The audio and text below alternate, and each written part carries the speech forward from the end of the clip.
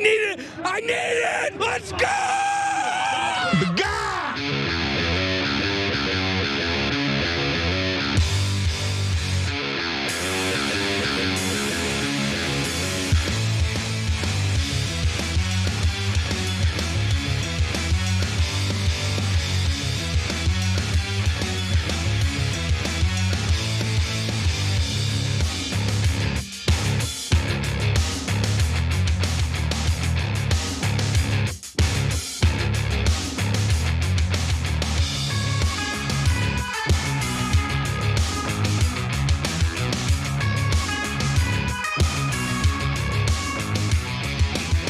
Welcome to the Young Turks. I'm Jordan Yule. Joining me, the one, the only, Sharon Reed. Sharon, how are you? Better hope there's only one to pay. I'm good. It's a little chilly. I mean, can you imagine? What if there were two? I'm doing well. It's just pretty chilly in Atlanta, Jordan. How are you? I'm doing all right. We can barely handle one, Sharon. Imagine if there were multiples. I think it's a scary thought. It is really frightening. Well, we've also got some scary news. We've got some interesting stories. We've got a lot to cover. So let's jump right in, starting with this. So Congressman Fitzpatrick, President Trump is now threatening to institute the Insurrection Act in Minnesota. Do you think that's what the state needs right now? I think everyone needs to start seeing the humanity in each other. This is the president making sure, as the secretary indicated, making sure that people are safe, that communities are safe. We did discuss the Insurrection Act. He certainly has the constitutional authority to utilize that. Amid yet another shooting and escalating protests in Minneapolis following the killing of Renee Good, President Donald Trump is threatening to send troops to Minnesota using the Insurrection Act. He posted on Truth Social this morning, if the corrupt politicians of Minnesota don't obey the law and stop the professional agitators and insurrectionists from attacking the patriots of ICE, who are only trying to do their job, institute the Insurrection Act, which many presidents have done before me, and quickly put an end to the travesty that is taking place in the once great state. Thank you for attention to this matter, President DJT. Invoking the Insurrection Act would allow Donald Trump to put active duty military members on the streets of Minnesota, despite the objections of local leaders. Before we get into the latest updates from Minnesota, Sharon, what is your thoughts here? This is an extremely dangerous next step. Who knows what that might look like, how that would manifest on the streets of Minnesota, and it certainly would only escalate things. So what do you make of it? I think we have to understand where we are. Donald J. Trump has created chaos. He has damaged people. He has made people sicker, poorer, and their mental health has suffered. But this is a new one. We've watched over the course of the last several days a woman be, I believe, murdered. Okay, no charges brought, no investigation. In fact, we're investigating her partner who witnessed it. We saw and have gotten word of another shooting. And if this goes through, watch out.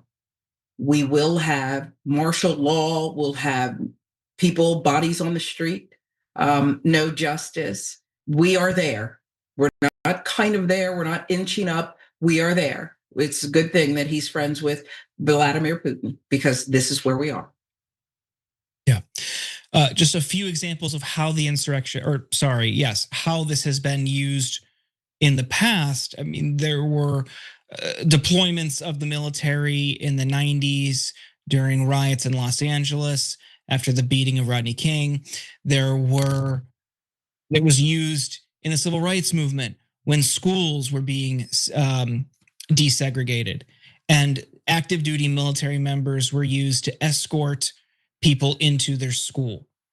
That's how it has been used in the past, not to intimidate, to crush a protest seeking justice for the murder of somebody by ICE, by a rogue administration. And in the case of Los Angeles, that was requested by the governor. It wasn't just the president sending, it was Bush at the time sending it in to take over, to amplify things. And I think what's worrying here is it seems like tensions are deliberately being escalated to trigger this, to justify this. And that is extremely dangerous and irresponsible for the president to be doing. But Trump's threat comes after another ICE shooting yesterday, this time of an undocumented immigrant.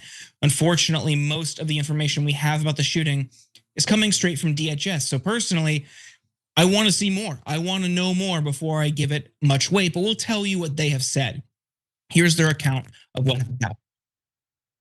DHS says federal officers stopped an immigrant from Venezuela who allegedly resisted arrest.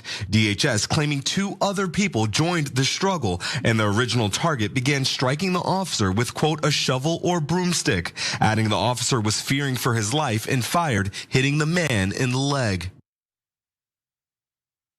The agent and the man who was shot are in the hospital, and the other 2 people accused of attacking the agent are in custody. But as the New York Times wrote in the reporting about the incident, the federal government's narrative could not immediately be verified. The Minneapolis police chief suggested at least part of DHS's story was accurate. But at this point, we don't have enough evidence to say exactly what went down. Either way, after the shooting, protests became even more unruly, with ICE agents using flashbangs and pepper spray against demonstrators, some of whom threw fireworks into the line of ICE agents and damaged cars. In one incident of ICE violence, flashbangs and tear gas deployed by officers hit a van, and 6 children ended up hospitalized. You could see that headline here. The father, Sean Jackson, said he put his kids in the car to get them out of the neighborhood. Officers threw flashbangs and tear gas in my car. I got 6 kids in the car. My 6-month-old can't even breathe. This was flipped over, Sean said, holding his child's car seat. My car filled with tear gas. I'm trying to pull my kids from the car. And here is footage from the scene. The ambulance is bringing my newborn out the house because he can't breathe. How long? 6 months. And the officer, I told him I was trying to leave. He said, it was, the officer knew you were trying to leave? Yes, the officer knew I was trying to leave. The ICE officer? Yes. He literally saw us trying to leave. Yeah, they threw 3 flashbangs at my car. In an address to the state last night, Governor Tim Walz called on protesters to stay peaceful, but also slammed the Trump administration and ICE for assaulting and even kidnapping Minnesotans. Reports simply don't do justice to the level of chaos and disruption and trauma the federal government is raining down upon our communities. 2,000 to 3,000 armed agents of the federal government have been deployed to Minnesota. Armed, masked, undertrained ICE agents are going door to door, ordering people to point out where their neighbors of color live. They're breaking windows, dragging pregnant women down the street, just plain grabbing Minnesotans and shoving them into unmarked vans, kidnapping innocent people with no warning and no due process. Donald Trump wants this chaos. He wants confusion. And yes, he wants more violence on our streets. We cannot give him what he wants. We must protest loudly, urgently, but also peacefully. While all the local officials in Minnesota urged peaceful protest, despite the Trump administration's claims to the contrary, there are some people who want no real protest at all. Here, conservative Brad Todd tells people who are upset about ICE to just start a Substack. You peacefully protest in the town square. You peacefully protest with a letter to the editor. You Are they committing violence right now? You peacefully protest by starting a letter to Substack the or editor? a podcast. Starting a podcast? And our colleague Anna Kasparian was on that panel, and you could hear her say, oh my God, because it is, Sharon, a ludicrous proposition. Oh, if you want to protest, just write a letter to the editor. Just start a podcast or a Substack. Do things that we can easily ignore, because I think maybe you might agree, what they ultimately want is for us to just roll over and accept this takeover. What do you make of it? That's exactly what it's about. And what kind of buffoonery? Who utters such garbage? And that doesn't even mean that podcasts and a letter to the editor is going to be received under this administration, the way the media is looking here. Listen, this Governor Walz is doing a delicate balancing act. You must continue to go out there, protest, have your voices heard. But in doing so, even instructing people to do so peacefully, he knows he is putting Minnesotans in peril because there's nothing this guy won't do. Like the other cases that you cited where the Insurrection Act was invoked throughout the history of America. That was so cooler heads could prevail. That was welcome. The feds to the rescue. Here it's the opposite. No one's doing anything that deserves any of this. He is sending in, he is weaponizing the military against the American people. It's not America anymore. Or maybe it is now by definition. Maybe this is the new definition of America. This is stunning. It's scary. I had a thought, Jordan, that, wow, he's going to send him to Atlanta. So what would I do? Where would I be? What would I tell my daughter? I mean, it's sick. I'm a big mouth. I like to speak truth to power. Would I have the courage to do that? And would someone get hurt? It's exactly what he wanted. It's happening. Yeah. I mean, yeah, it's I guess America in name only. This is not, I think America should be. I don't think it's what a majority of Americans think America should be. And we see polling to justify that, to explain that. I mean, ICE's approval rating is underwater by 20% or 20 points across the board. Of course, that's a vast majority of Democrats and most independents. There is a majority of people who disapprove of ICE, and there's a plurality of people who want ICE abolished. This isn't a beloved institution or agency. It's a relatively new one, and the people who only seem to like it are Republicans.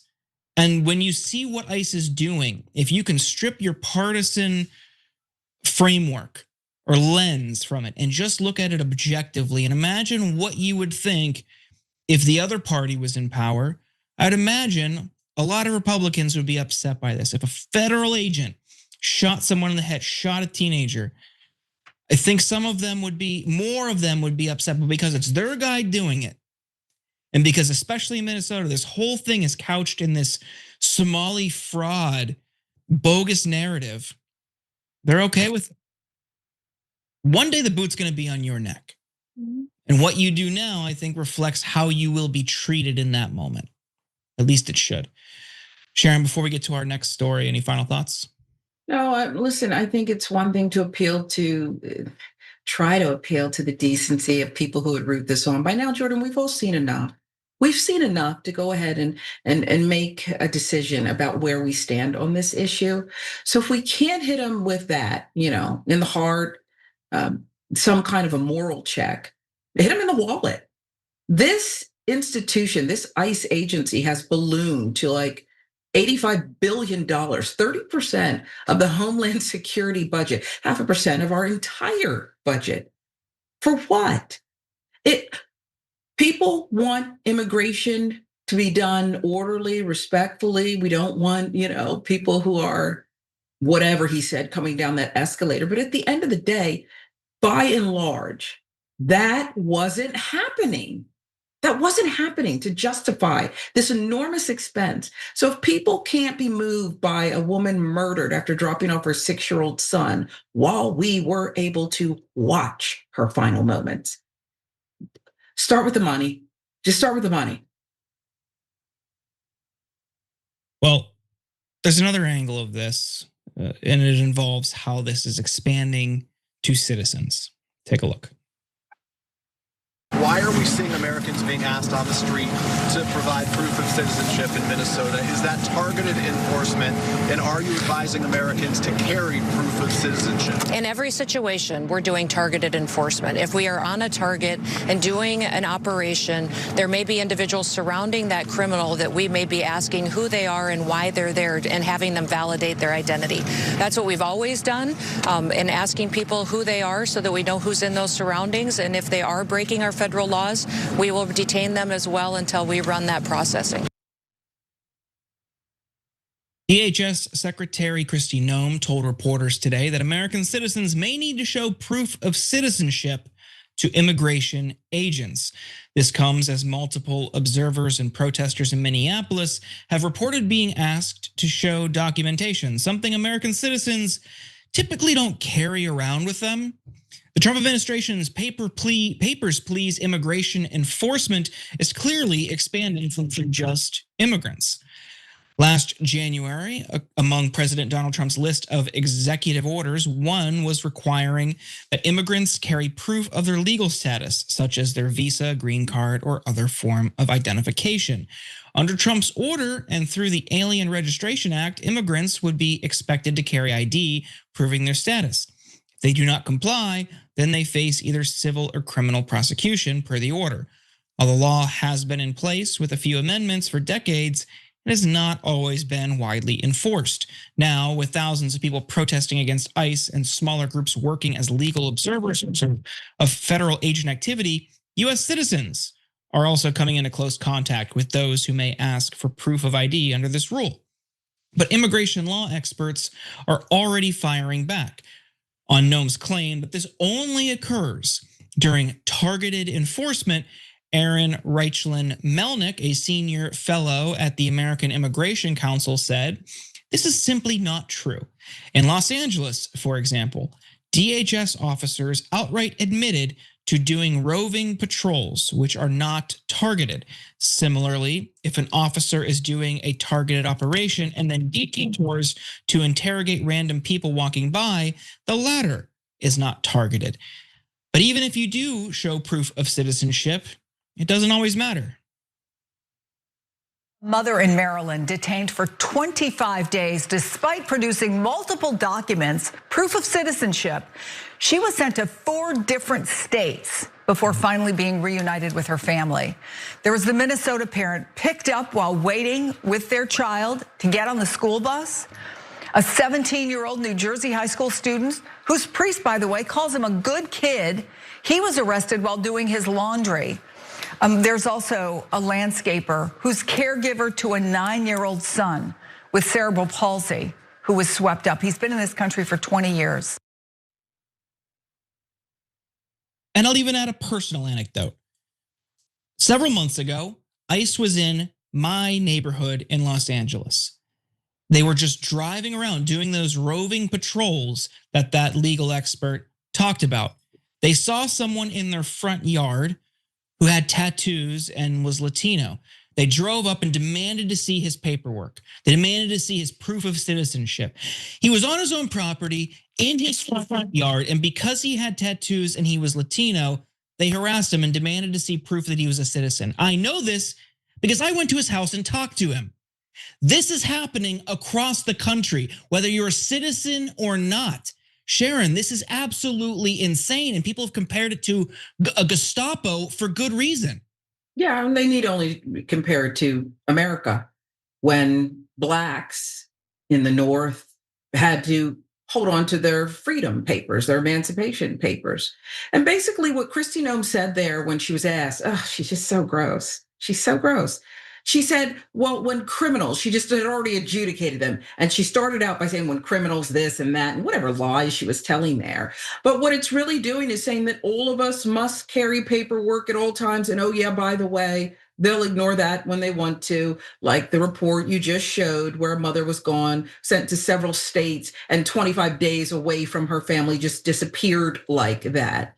This is outrageous. And I don't want anybody else hurt. I don't want any other mothers taken from their children, any other neighbors with tattoos being harassed. But there's so much PTSD, Jordan, that I really believe that otherwise, why wouldn't we wouldn't be able to do this show. We're all out on the streets saying this stops now. This is how far they keep going, not by inches, but yards at a time, miles at a time, eroding our rights. And nothing seems to be done about it. Sure, you can go to the courts and there's been some big wins. But after what?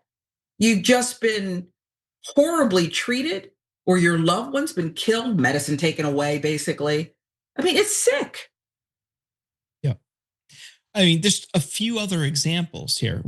Like the one I think many people have seen this week was the 17-year-old Target employee who, when ICE, Gregory Ravino, and a few other agents showed up to the Target that he was working at in Minneapolis, he taunted them. Completely legal. It's not polite, but it's legal. It's exercising your free speech. An agent ran after him into the store, tackled him to the ground. He is screaming, "I'm a citizen," and he was. Think about that. If you are working for ICE, everyone has to fill out the I-9 paperwork to show their proof of citizenship, to show that they can work here. Do you think a major retailer like Target is hiring people under the books? Give me a break.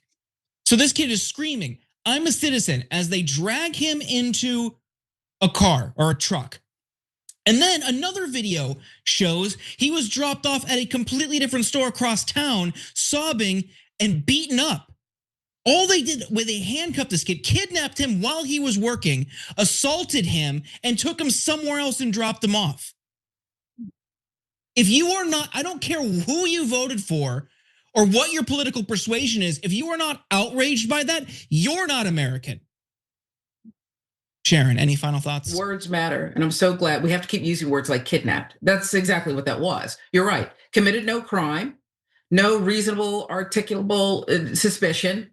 Just didn't like the fact that he exercised his American right to free speech, kidnapped him, purportedly assaulted him, and then dumped him somewhere. And there's not going to be any consequence for that? Really? Once it's done, it's done. We got to take a break. We've got an update on a potential conflict, direct conflict, or strike on Iran. Stay tuned for that.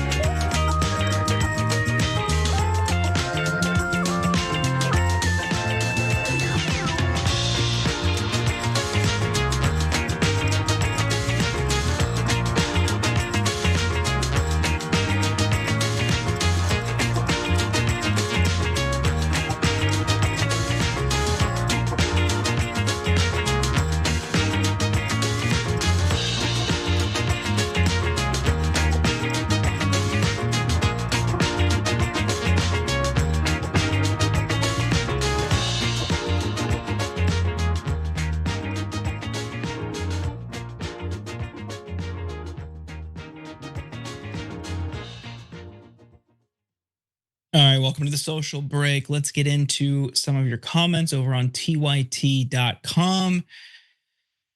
Bunkin for Fun says, I live in Iowa, a lot of migrant factory and farm workers here. If ICE were really about illegal immigration, they'd be here in much larger numbers. This in Minnesota is political. He'd start a war with Americans just to distract from his past and his failures.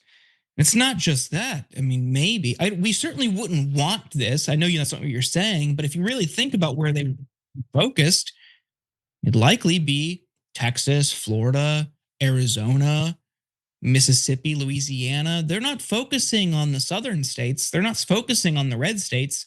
They're focusing on blue states because they want to turn this into a political wedge issue and they want to create a headache for Democratic governors. That's why they're in Minnesota. And that's why they're not, at least to this scale, in Florida. That's it. We don't want that, but you can see, like you're pointing out, that's where they would be.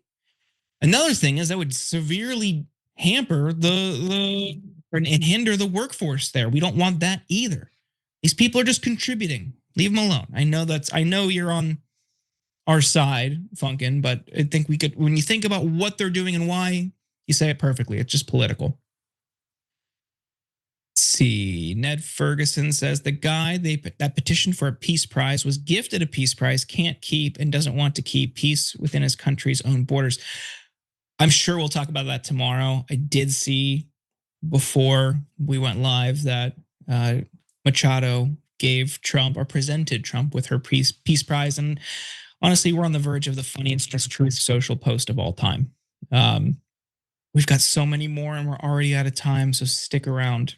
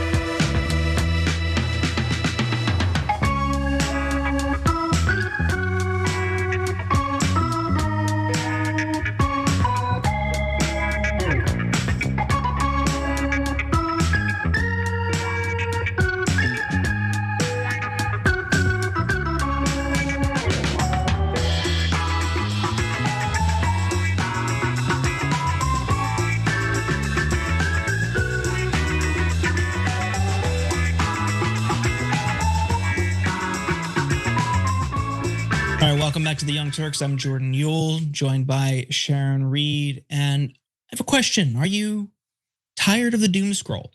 You're not alone. The entire system is designed to keep you glued to your screen while the billionaire owners of big wireless profit from every minute you're on it. What if you could break that cycle and get rewarded for it? At Noble Mobile have a revolutionary idea. They pay you to use your phone less. On their No Bull plan, you get unlimited data for just $50 a month. And starting today, you can get $40 off your first month and try Noble for only $10. Plus, the unused data you don't use gets you cash back. If you're paying over $50 for your wireless plan, there's no reason not to switch. Check it out at tyt.com/switch. All right, like I said before our break, we've got an update on escalating tensions between the United States and Iran, starting with this. There is a huge hypocrisy in the way that most people in the West have even paid attention to what's going on in Iran over the last 2 weeks. In just 3 days, we don't have an exact death toll, but it could be more people than have been killed in Gaza in over the 3 years that we had that war, 2.5 years that we had that war. But why are you saying, oh my God? I mean, can I speak? You know what? Yes, with this, sorry, please go ahead. But that is just. The fact that I mean, you are shouldn't so just invent statistics. I will never take away from the fight of the Iranian people because of where I sit. You know why I do what I do? I'm not taking away from the Iranian people. I just don't want people to lie about them, and I don't want my government intervening militarily. Glenn Greenwald duked it out with Iranian-American analyst Lisa Daftari on Piers Morgan's show yesterday, after Daftari absurdly claimed that the death toll in the Iran protests could be higher than that of Gaza, and that is such an insane statement. She like war hawks in the media and in politics are arguing. She's arguing in favor of the U.S. engaging in regime change with Iran. And unfortunately, for those of us who actually prefer not to be at war constantly, it appears as though the Trump administration is leaning in their direction. NBC News published a somewhat laughable piece last night headlined, "Trump would want military action in Iran to be swift and decisive," sources say. They write, President Donald Trump has told his national security team that he would want any U.S. military action in Iran to deliver a swift and decisive blow to the regime and not spark a sustained war that dragged on for weeks or months, according to the U.S. official. Two people familiar with the discussions and a person so close to the White House. One of those people said, if he does something, he wants it to be definitive. But Trump's advisors have so far not been able to guarantee to him that the regime would quickly collapse after an American military strike. And there is concern that the U.S. may not have all the assets in the region it would need to guard against what administration officials expect would be an aggressive Iranian response. NBC claims this could be reason for Trump to keep any military offensive in Iran limited. Regarding the claim that Trump wants to get in and out quickly, remember that Trump also said he wanted our last bombing campaign against Iran's nuclear facilities to be a one and done. And look where we are now. Additionally, there was originally some reporting suggesting that there was a handful of people within Trump's inner circle who were discouraging military action against Iran. But Ryan Grimm reported last night inside the White House, there is effectively nobody arguing against strikes on Iran, with Rubio arguing Trump has to do it or he loses credibility. That means the only opposition is coming from outsiders like Bannon and Tucker and allies who are opposed, like Saudi, Qatar, and other regional partners. That's a heavy imbalance, suggesting strikes remain likely.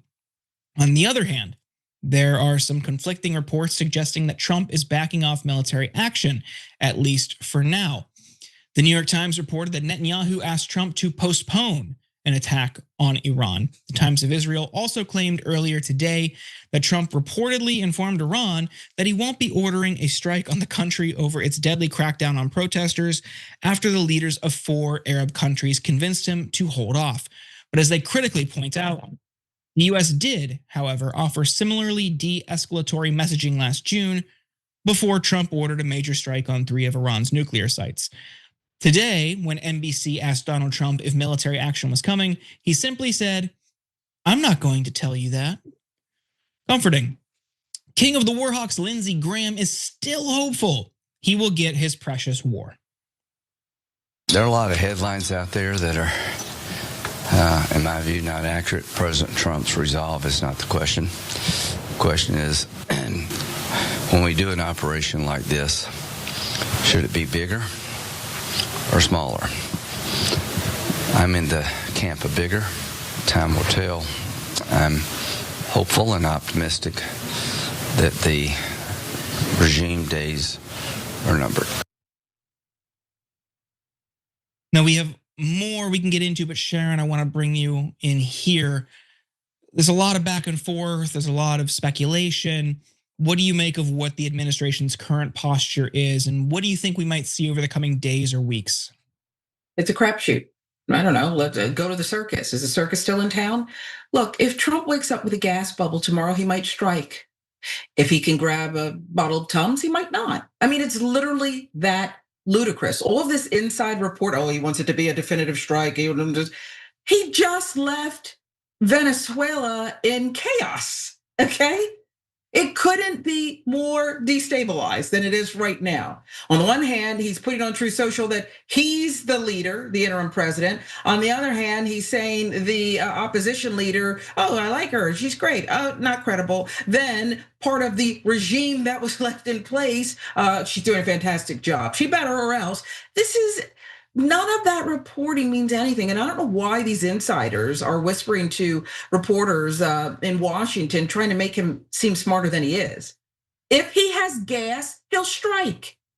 If he's feeling good, he won't. Nobody knows. What the lead was that was buried there is that Netanyahu asked him not to do it. So that's probably the thing that we can hang our hats on there for now. If Netanyahu's not interested for the moment while he gets some other ducks in a row, then it won't happen. Yeah. I mean, it's scary. It's worrisome. Like you point out with Venezuela, that didn't take out the regime government. You took out the leader. You bombed the country. You kidnapped the leader. The rest of the government is still in place. What do they expect here? That's the thing. Lindsey Graham is out there. Do you make it big or do you make it small? He, of course, wants it big because he wants the show. The guy is bloodthirsty. But in reality, you're not going to gain any support. You're not going to garner any new allies by bombing a country because as we saw in Venezuela, they killed innocent civilians. Sure, they kidnapped Maduro, but they killed dozens more innocent civilians. So you're going to turn people against you as you come in and try to replace their government. There's certainly a large share of the population that still is supportive of the current government.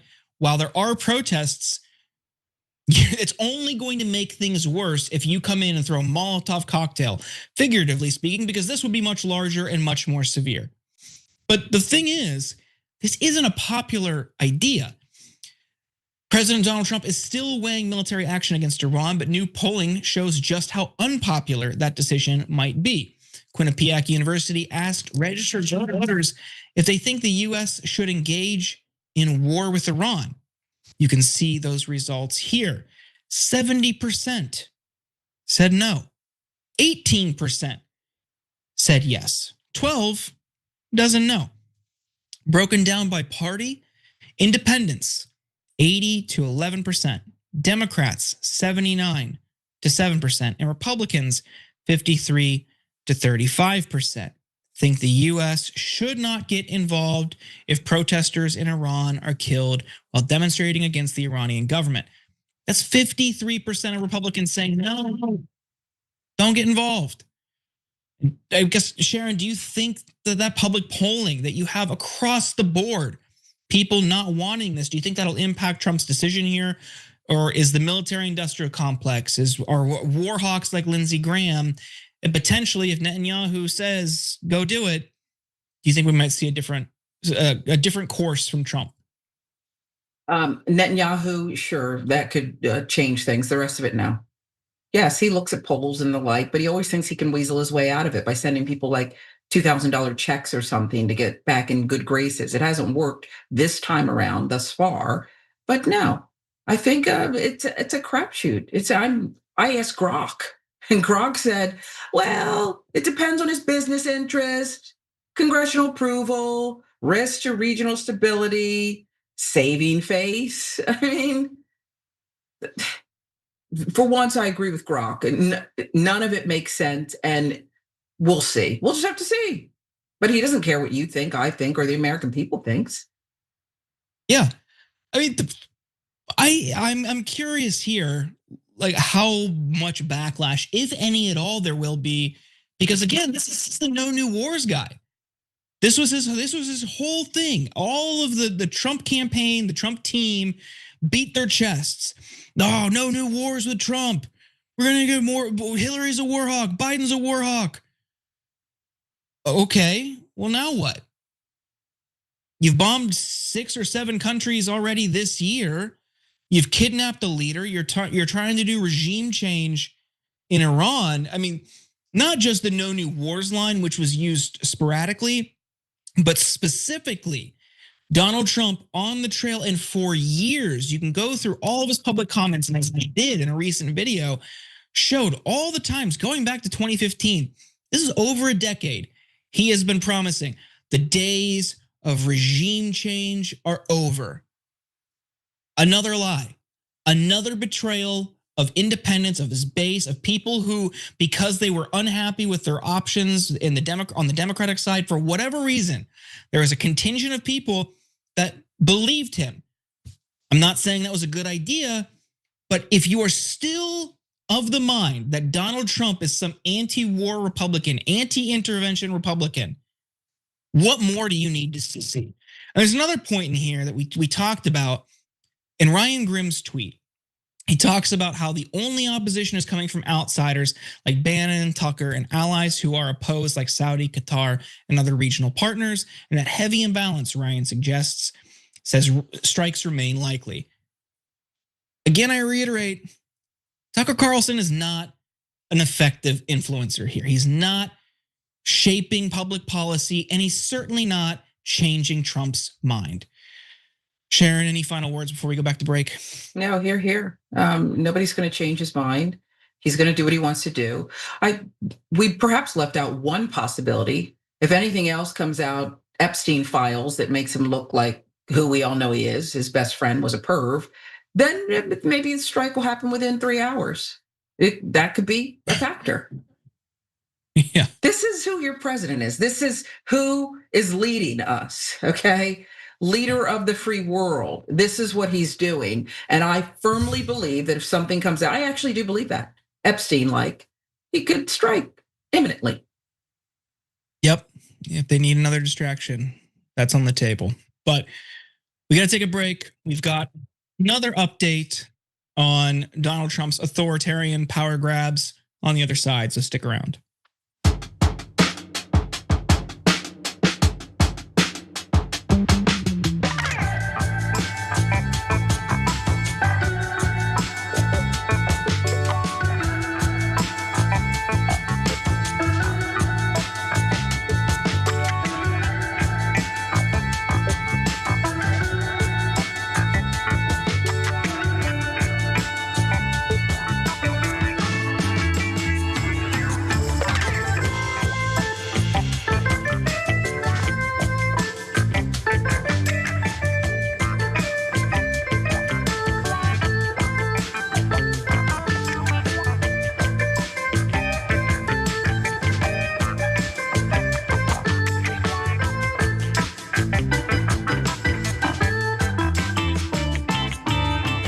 Welcome to Social Break. Let's get to some of your comments, starting with tyt.com. Embedded Dude says, I'm not protesting today because my check from George Soros hasn't cleared yet. And I'm curious if people have seen the interview that I think Status Quo did in Minneapolis with the guy who was out there last night protesting for the very first time in his life. It's hilarious. The guy has just reached his breaking point. And he was out there just yelling, "What the blank is going on?" Like, and they were like, "So this is your first? Are you an active protester?" Like, "No, I'm out here for the first time. I don't like this." He's fed up, and he even made a line. He's like, "They always say people are paid. No, I'm out here." To your point, I would encourage people to go watch that interview. It's all over Twitter today. It's hilarious. Let's see. Old Woodsman 53. That's precisely how Trump wants to shut down the midterm election. Martial law. Now, I'll give you a little teaser. That's our next story. So stick around. Got some thoughts on that. We shouldn't let the fear he's trying to instill in us affect us, because he can't do that. But I think he will try to shape it, and I think you're on to something there. So we'll get into that in our next block. Meowsers says, this isn't a reality TV show. Yes, you'll get attention for using force against innocent civilians, but there's a reason no other US politician has ever resorted to this. It's heinous. I mean, this guy is truly an outlier. Like, we've had bad presidents before, many of them, but this guy is just on another level. And this is what so many people have said. Like, you think about how people described the administration during his first term and what it could be and the depths that it could reach. We are there now. We are here now. What people warned about in the first term is happening now, and it's important that everyone treats it with the severity it requires. No more tinkering around the edges, no more small reforms, no QR codes on ICE agent uniforms. It requires a real and substantive attack from the Democrats, but I'm not holding my breath. Rob Chatsworth says, I have Iranian friends that I dearly love. They are wonderful people to be around. What is it about media that they seek out the nutjob pundits to have on their shows? I mean, some people like his show. Some people like Piers Morgan. Personally, I'm not the biggest fan because I do think it just pits some of the dumbest people against very smart people to water down to reduce the debate to the lowest common denominator, just so you get shouting matches, so Piers Morgan gets views. That's my 2 cents. Other people have a completely different take, and I think that's totally fine. But that's just show's not for me. Let's see. Let's head on over to Twitch if we have time. We don't. Metal Turtle 571 gifted a tier 1 sub. Thank you. I will end with that, and we'll see you on the other side.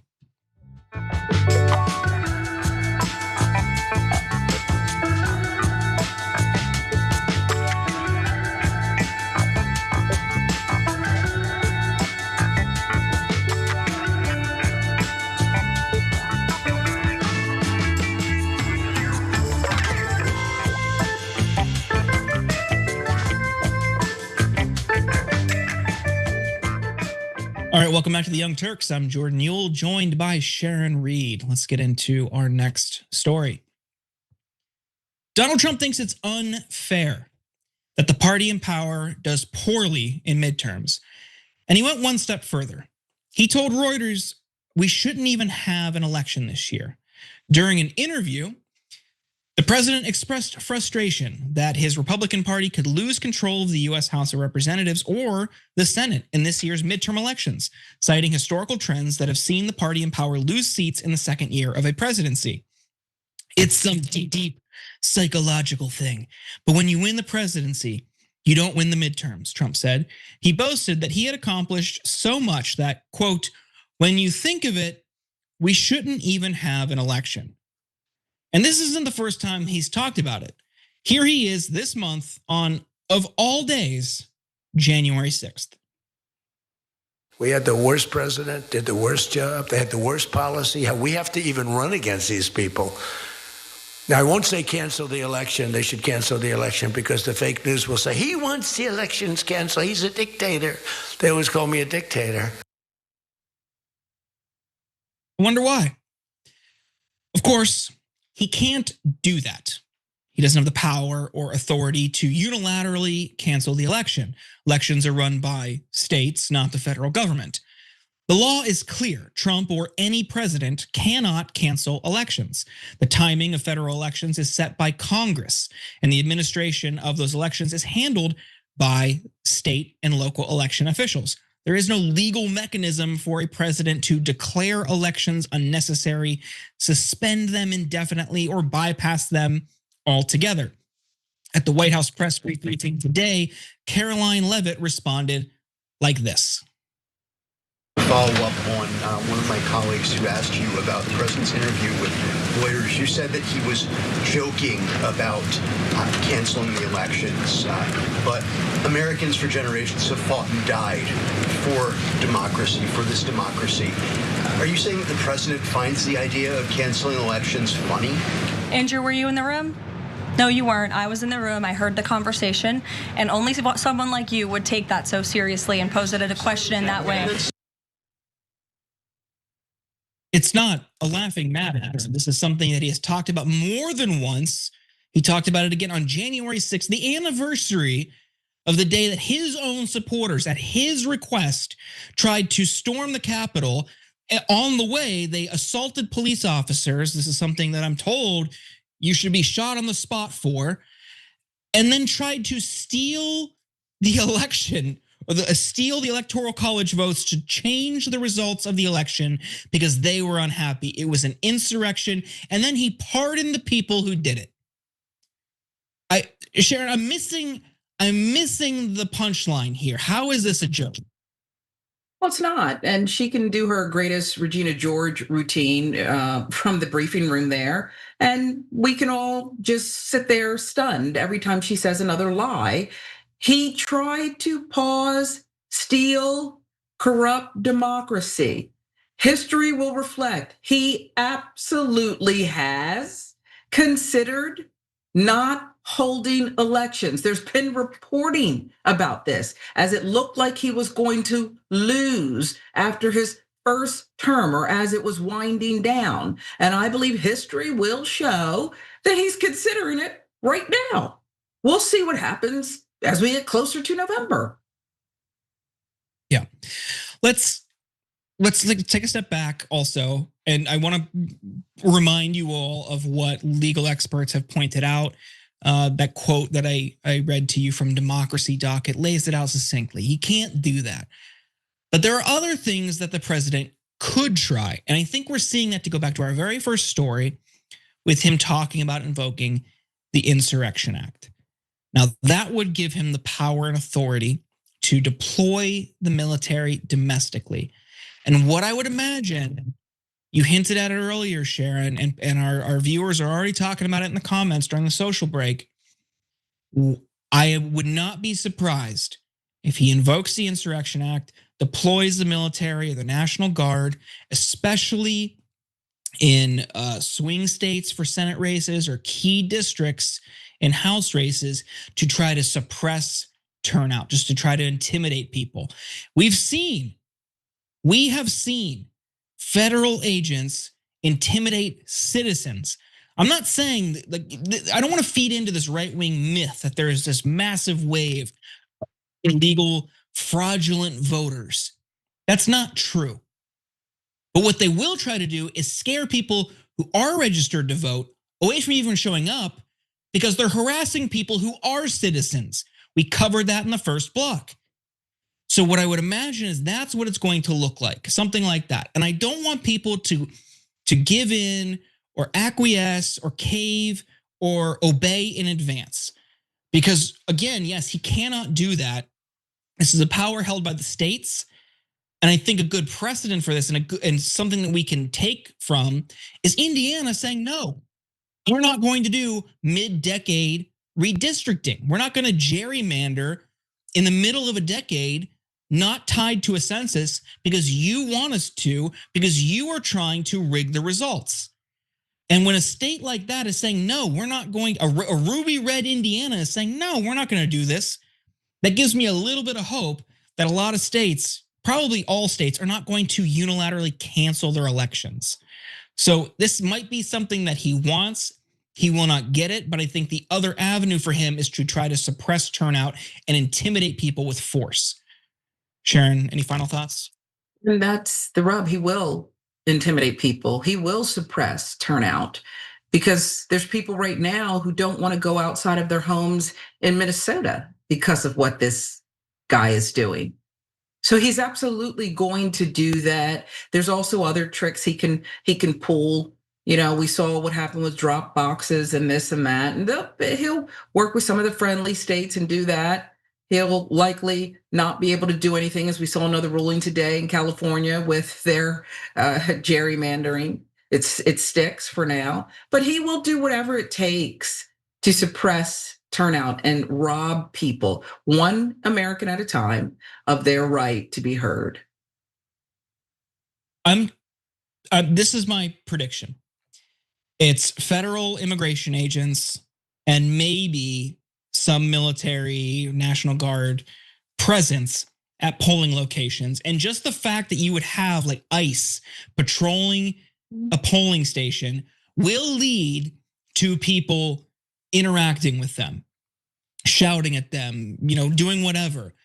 And they love to instigate. We have seen it time and time and time again over the past year, and especially over the past couple of weeks in Minnesota. They love to instigate, the federal agents. And what I would imagine is they will try to instigate at polling locations. Someone understandably defends themselves, and then it turns into chaos and they shut polling locations down. It's a bleak prediction, but it's not outside of the realm of possibility. But that's Donald Trump. He's anti-democratic and he wants to rig the system to keep Republicans in power. And that's all this is. It's about power. They do not care about our democracy. He's shown you he doesn't care about the peaceful transition of power. Of course he would try this. The guy is a lunatic. But for our final story, let's head on over to New York, starting with this. Oh my goodness. Okay. The mayor's on the bus. The mayor on the bus says hello, friends. Can you wave? Show us the wave. The mayor on the bus says hello, friends. Hello, friends. Hello, friends. I don't know who Miss Rachel is. My kids are old enough, but she seems annoying, and I don't know that she is anti-Semitic. But if she's sitting next to Mamdani and they're like doing little hand gestures together, since he's anti-Semitic, I would just assume she is as well, because misery loves company. Fox News contributor Nicole Safier just assumes Miss Rachel is anti-Semitic because she was seen singing and reading to children with New York City Mayor Zohran Mamdani. The joint appearance by Mamdani and Miss Rachel, who was a part of Mamdani's inauguration committee, was all part of Mamdani's push for free childcare in the city. He posted, "This morning, Ms. Rachel and I visited District 2 Pre-K Center, where we sang and read with the wonderful students and educators. We also discussed universal childcare and how we're making it happen for New York City. Sounds great." The proposal will expand free and affordable childcare for thousands of New York City families. Under the proposal, New York City would roll out a new 2Care program offering free childcare for 2-year-olds beginning in high-need areas as early as 2026 and expanding citywide over 4 years. The state would fully fund the program's first 2 years. Governor Kathy Hochul and Mamdani also pledged to stabilize and expand the city's 3K program with the goal of achieving universal access. And here's more of what Fox had to say about the story. What a time to open a child care center, right? More Leering centers. If there's anything we've learned from Nick Shirley is we need more child care centers with no children, more daycares with no children, more medical non-emergency transport programs with no people. I mean, of all the times to announce you're going to put more funding into something like this, now is an incredible time. And I just got to say with this Miss Rachel person, it just immediately creeps me out when you have adults that dress like children and behave that way. If you're a parent that has your children watching this, maybe second guess it for reasons of being creepy and also some of her political leanings a little problematic. Well, she is absolutely not in our house at all, at all. And it's not just because she's annoying, which I find it all very grating and cloying, but when she also made her whole personality about hating the Jewish state and basically apologizing for Hamas and promoting all their propaganda, that was a definite hard no red line in my household. Well, now we know why Mamdani likes her. I mean, right, it's sort of on brand, isn't it? No, it's not, because she never apologized for Hamas. She's just against the genocide in Gaza and the slaughtering of innocent children, and the same applies for Mamdani. In fact, yesterday, Ms. Rachel published a series of videos calling for an end to the suffering in Gaza. Let's watch.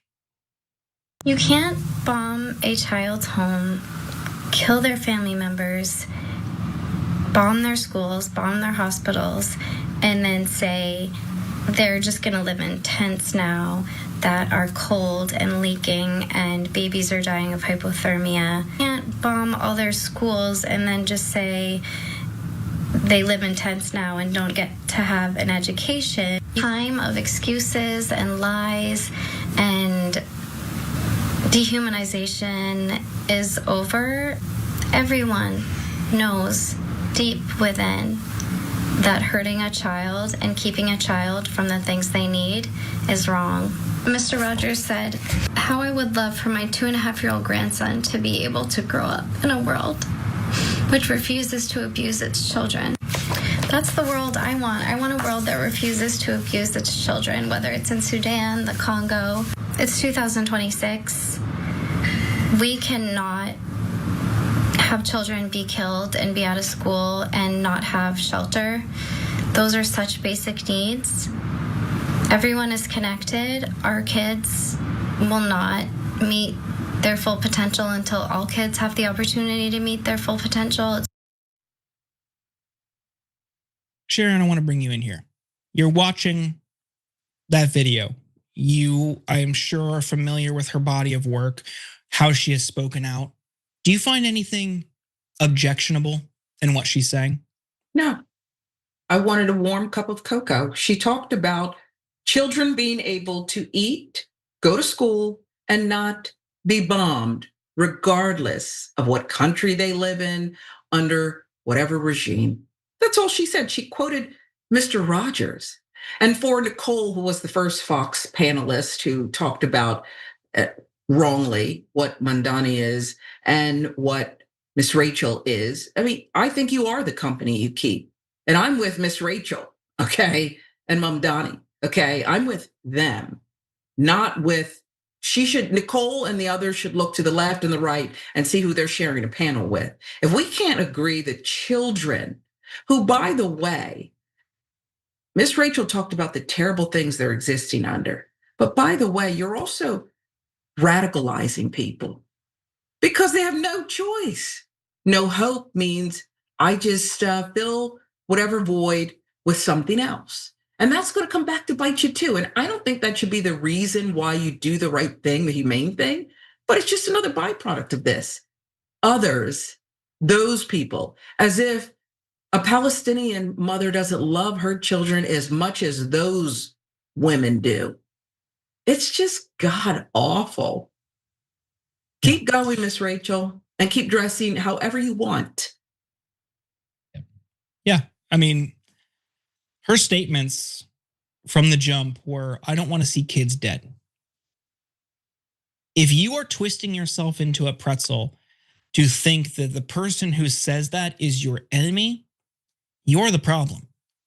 Think about how evil, how warped you have to be to take issue with a statement like that. To think that someone saying all kids around the world should grow up in a safe area, should not have to worry about their homes being bombed, their parents being killed. What's wrong with that? And I think it speaks to how brainwashed, how warped, especially the right, but there's some contingent on the Democratic side that would probably also take issue with that out of loyalty to another country, another government. And that's sad. She's not saying anything objectionable. She's not saying anything anti-Semitic. She's just saying, I don't think those kids should die. I don't see an issue with that. Sharon, before we wrap for the hour, any final thoughts? No, it's just, we've been called as Americans the USA Today society, and maybe that's too kind at this point because we just want headlines.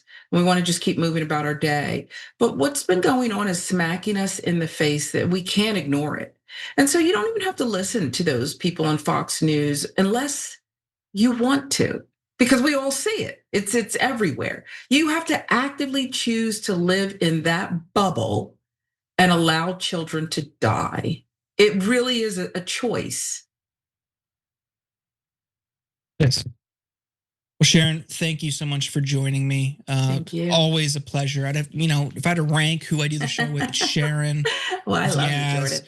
It's John, and then way down at the bottom, it's Brett. So, well, thank you so much, Sharon. I love Brett too, but we'll see you next time. Yaz and Waz are waiting for you on the second hour, so stick around. You won't want to miss it.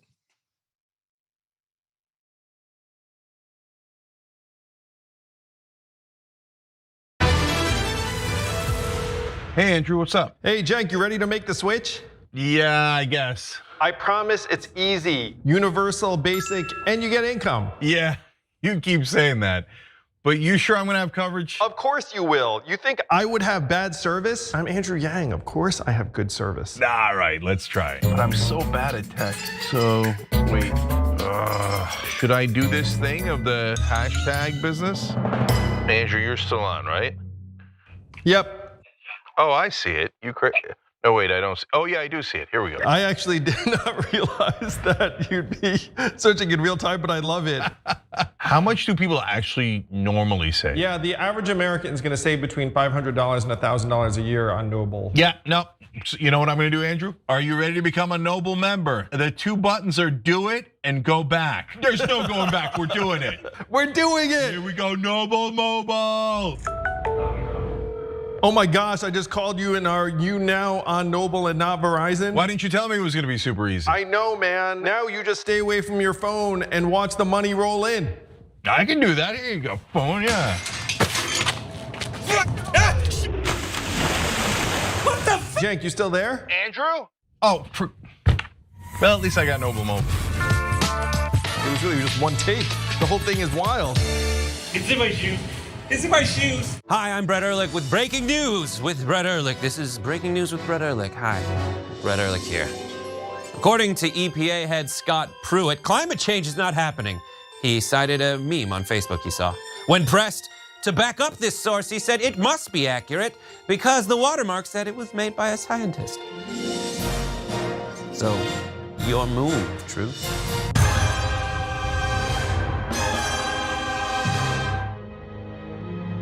At TYT, our mission is to boldly pursue truth, challenge the establishment, and drive positive change. At a time when corporate capture of our media, our government, and our politics is nearly absolute, everyday working people need a champion to fight for them and to push back against the powerful interests that threaten our democracy itself. At TYT, we're proudly progressive and call out corruption and duplicity wherever we see it, from Republicans, Democrats, or anyone else. And unlike mainstream news media outlets, we're not beholden to corporate advertisers, to defense contractors, to Wall Street, or to big pharma. We only have to answer to our audience, and for nearly 2 decades, we've accomplished that by delivering honest, timely, and insightful perspectives on the day's news without fear or favor or concern for whose toes we might step on or which powerful elites we might offend. And while we're super serious about the news, we also manage to do it in a way that is fun and lighthearted. We can do this together and serve our audience, and yes, have fun doing it.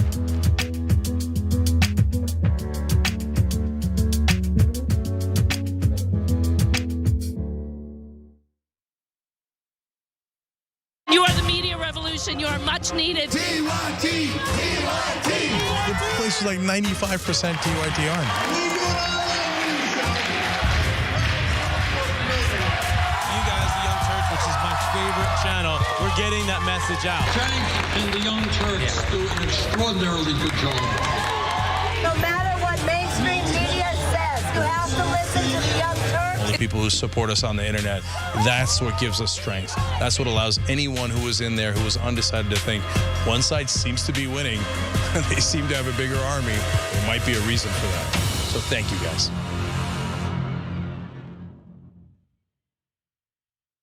I can't stand these young people. Get them out of here.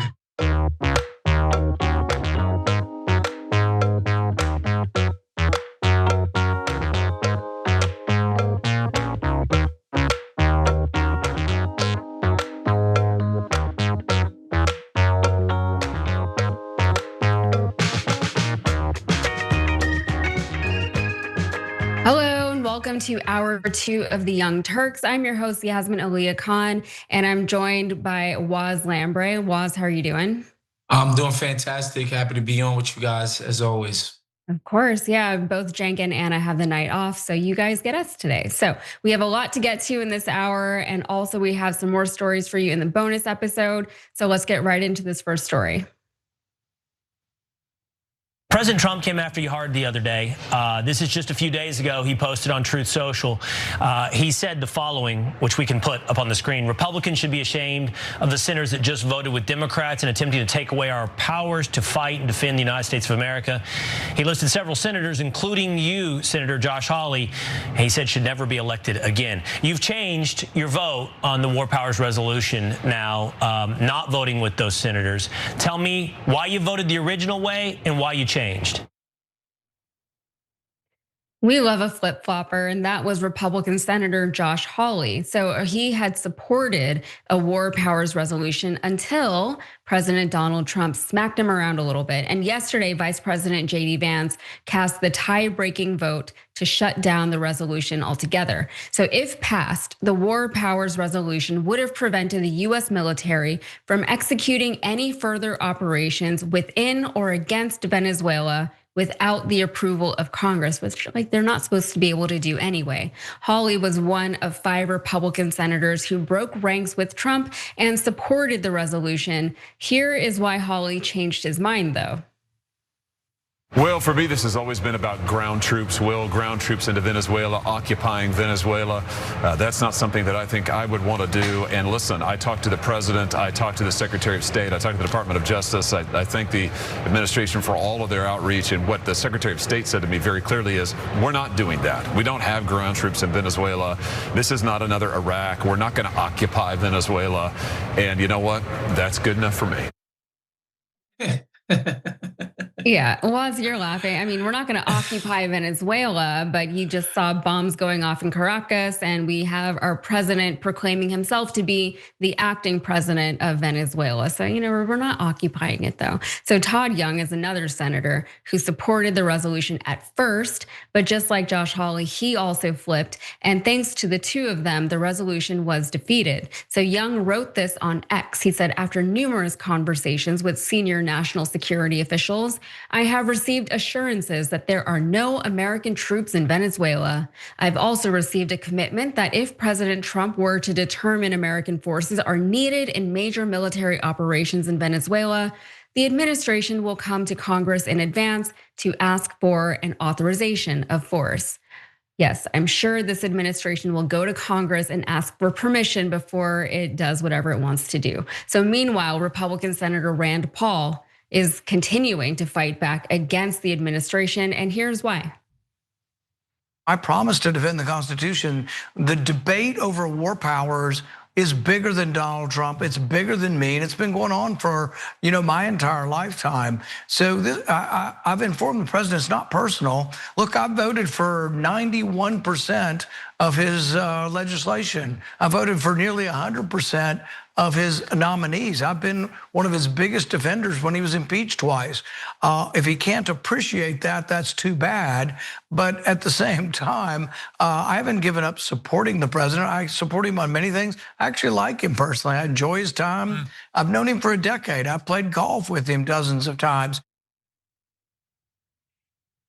All right, Waz, I know that the story is bigger than this. I mean, sort of, right? What bothered me about that last clip that we just watched with Rand Paul is, why does he need to assure the president of the United States that voting on behalf of your constituents, voting for what you believe is right for the American people, why do you have to then go to the president and say, you know what, it's nothing personal though, we're still friends, I still like you, I still wish we could go golfing? Why are all of these senators that we have running our country so spineless to the point that they're more concerned about Donald Trump's friendship and being in his good graces than actually voting their conscience and voting the way that they feel that they should be voting? That's one thing, but then of course the bigger story, the actual story is, Trump is saying no boots on the ground in Venezuela, but we know that he kind of just does whatever he wants to do.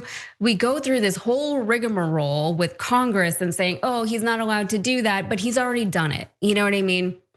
So a lot of the things that this Congress ends up doing is just retroactive, and it's all just bureaucratic because it's not going to change the things that have already happened. What are your thoughts, Waz? I think there's a lot of elements at play here. The first one, I don't think Congress as a whole, as a body, wants this power, actually. I don't think they want to have to be able to decide when or where we should go to war. And I think the very recent past of Iraq, although it was 20 plus years ago, so many people got burned for being in support of that war. And I think they learned the wrong lessons of what that was, instead of being like, yo, next time we should step up to the plate and be like, hell no, we're not going to war. We're not starting forever wars. We're not doing regime change. We're not doing, democracy building and nation building in foreign entanglements anymore. The lesson they learned is, let's stay out of it. That's the lesson they learned from, people like Hillary Clinton and others getting electorally burned for being behind stuff like Iraq. I think that's one of the sad lessons that Congress took from is that they should stay out of matters of war in the first place. Second, the executive branch, and my friend Daniel Bessner talks about this all the time. The power is the problem is the office itself, in that it just keeps accruing more and more powers for itself with each successive administration. And I think, when people like FDR or, St. Ronnie Reagan are doing this kind of thing with super majorities, there's kind of an understanding that these guys are behaving like baby dictators. But, whatever, they've got 60-something% of the country behind them. The will of the people is behind them. When a guy like Donald Trump wins with 50.01% of the vote, and he's basically, governing via fiat and as if he's a king, that's a problem. And what you're seeing from people like Senator Josh Hawley, who, I know a lot of people like to put up as this paragon of Republican, basically reasonableness. He's still a coward. He still feels scared to challenge Trump in any meaningful way on the public stage. And the last thing I'll say is, I don't think you'll ever see these guys step up to the plate and fight Trump on something, unless it's something like, beating back healthcare subsidies. They'll be brave for that. They'll risk electoral annihilation for that. They'll be brave when Donald Trump floats, we want to cap credit card interest. Trust me, they'll be brave in going against him for that. But in terms of something that makes some actual sense and that would be to the benefit of the actual American people and not our owners in the ruling class, they'll just never do it and step up to the plate. Yeah, and even with Rand Paul, we saw him stick to his guns, but he was still kowtowing to Donald Trump and begging for his forgiveness and reassuring him that we can still be cool. But the United States has a lot of work to do in Venezuela, even if we don't have boots on the ground. The United States, though, has officially completed its first sale of Venezuelan oil following the capture of President Nicolas Maduro. And while not much is known about the sale itself yet, we do know where that money is being kept, and it has very many people concerned. So according to an administration official, the first sale of oil was valued at $500 million, and additional sales are expected to be made soon. So the details about the first oil sale were unclear on Wednesday, but in a statement, White House spokesperson Taylor Rogers said that President Trump's team is facilitating positive, ongoing discussions with oil companies that are ready and willing to make unprecedented investments to restore Venezuela's oil infrastructure. So Trump has previously met with US energy executives on Friday to discuss the administration's plans to capitalize on the oil that they seized. During this meeting, Trump stated the oil industry would need to invest at least $100 billion into rebuilding the country's energy sector in Venezuela. But many executives at the meeting actually showed some skepticism, including ExxonMobil CEO Darren Woods. Take a look. With respect to Venezuela in particular, we have a very long history in Venezuela. In fact, we first got into Venezuela back in 1940s. We've had our assets seized there twice. And so you can imagine to re-enter a third time would require some pretty significant changes from what we've historically seen here and what is currently the state. If we look at the legal and commercial constructs and frameworks in place today in Venezuela, today it's uninvestable. And so significant changes have to be made to those commercial frameworks, the legal system. There has to be durable investment protections, and there has to be a change to the hydrocarbon laws in the country.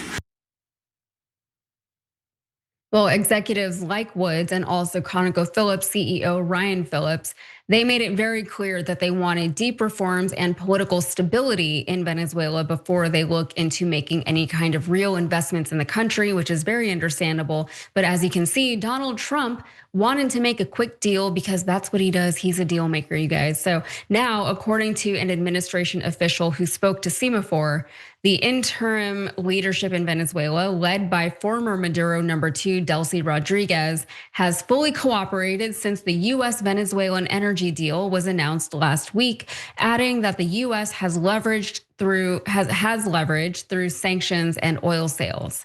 But there is concern with where the money is actually going. So revenue from the oil sales is currently being held in bank accounts controlled by the US government, as indicated in Friday's order, according to the administration official. The main account, according to a second senior administration official, is located in Qatar. The second official described Qatar as a neutral location where money can flow freely with US approval and without risk of seizure. Trump's order noted that at least some of the revenue would be held in US Treasury accounts. It is unclear who the Trump administration believes who would try to seize the cash, or why money being in Qatar would be less of a seizure risk than a bank account in the United States. But as you can imagine, the idea of using an offshore account has raised some red flags. There is no basis in law for a president to set up an offshore account that he controls so that he can sell assets seized by the American military. That is precisely a move that a corrupt politician would be attracted to, and that was from Senator Elizabeth Warren from Massachusetts. And remember, Qatar and the Trump family are very, very close, and that may become relevant later on in our show tonight. We'll have to see. We're keeping an eye out for some breaking news. But back in May, the royal family gifted Trump a $400 million plane after securing a deal with the Trump family to build a golf resort in Qatar. That seems like a lot of money for a golf resort, but that this is the world that we live in, and this is our very corrupt president that we have elected twice. Treasury Secretary Scott Bessent tried, emphasis on tried, to be a bit more transparent, telling the Economic Club of Minnesota that the Treasury Department will oversee the accounts, and then at the direction of Trump and Secretary of State Marco Rubio, be in charge of the disbursement that goes back into Venezuela. The Treasury's role will be making sure the funds get to the proper place. We're the bankers here. We don't direct the funds. Good. Waz, that doesn't make me feel good about a lot of what's happening, but you made the allusion earlier in the show to 9/11 and the invasion of Iraq that followed that. This all feels very much in line with that, which is something that a lot of us said from the very beginning. I think there's a lot of things folks need to remember here. One, this idea that the bank needs to be in Qatar for some security reason is absurd. We have some of the most secure, we are the banking system of the world. Like it's all based on our stuff. So this idea that we would need to have accounts in Qatar is quite ridiculous. And more to the point about, because I've seen a lot of these right-wing idiots in their commentary about Venezuela, like, oh, we're gonna get cheap oil. Who is we?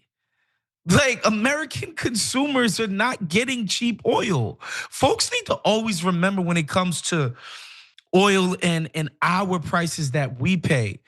We have a ton of oil in America, but what that also means is we have American producers, American companies who want to do what, Yaz? Make profits. It's not in their interests for oil to become dirt cheap for Americans. Okay, because that will disrupt the overall oil market, which they don't want it to get too low. They don't want to drive down the price of oil for everyday Americans, because that would mean their oil also becomes cheaper. They can't sell it for a higher price point. Like this whole, we're getting, like, as if the average American person is going to benefit from any of this is ridiculous. And my favorite part was that white boy talking about our assets were seized in Venezuela. Yeah, like you own the oil assets in those people's country. It's quite hilarious and telling just the attitude about this entire, Venezuela entanglement. Yeah, and that's a line that they keep trying to push on the American people. They're like, if we just keep repeating over and over again that our oil is in another country, under the ground in another country, then maybe the American people would be like, I guess that's ours. I guess they stole it from us, even though, again, it's in their country. And it's a hell of a loophole. It's a hell of a stretch, the justification for why Trump even says that at all. And of course, it makes no sense, but that's the line that they're gonna go with, and that's how they're going to sell it and continue to sell it, or attempt to the American people. And by the way, it just related to this, why this is also just ridiculous, and this whole might makes right thing is so ridiculous. We spent 3 years between Americans and European nations finger wagging at Vladimir Putin about he doesn't have the right to police his own region. He doesn't have a right to call a regime illegitimate, blah, blah, blah, blah, blah. And then we completely back this Venezuelan nonsense. This just straight up bullying and criminal theft of their resources that we have no right to do, don't respect any of their sovereignty. And now we're talking about, oh, we want to topple the Iranian regime.